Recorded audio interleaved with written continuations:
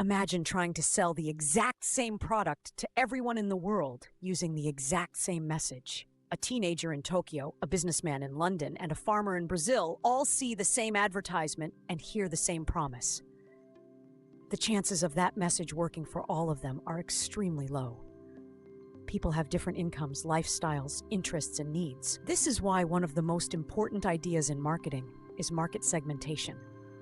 The process of dividing a large market into smaller groups of customers who share similar characteristics and needs. Market segmentation became important when businesses realized that the market is not one giant group of identical buyers. Instead, it is made up of many smaller groups with different behaviors and expectations.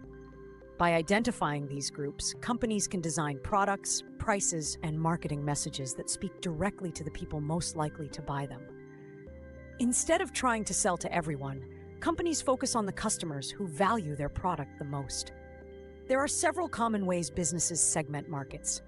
One of the most basic is demographic segmentation, which divides customers by characteristics such as age, income, gender, education, or occupation.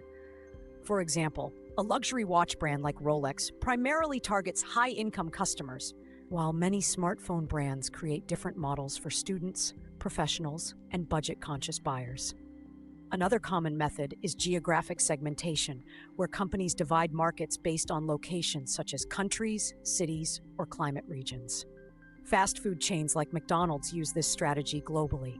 While the brand remains consistent, the menu often changes depending on local tastes. In India, for example, many menu items avoid beef, while in other countries completely different flavors are offered to match regional preferences. Businesses also use psychographic segmentation, which focuses on lifestyle, personality, values, and interests. This approach looks beyond basic demographics and tries to understand how people live and what motivates them.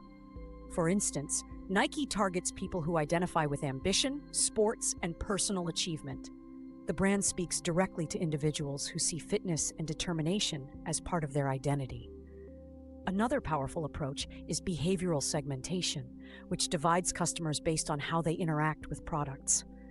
Companies analyze factors such as purchasing habits, brand loyalty, and product usage. Streaming platforms like Netflix use behavioral data extensively. By studying what users watch, how long they watch, and what genres they prefer, Netflix can recommend content tailored to each individual viewer.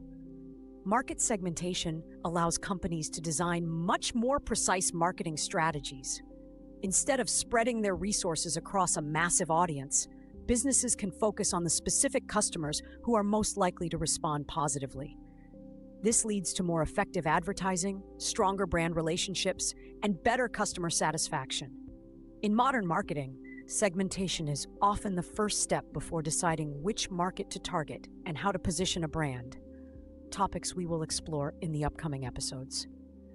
This is the Learning Studio, where we simplify complex ideas. And in the next episode, we will discuss how businesses choose the right audience through targeting strategies.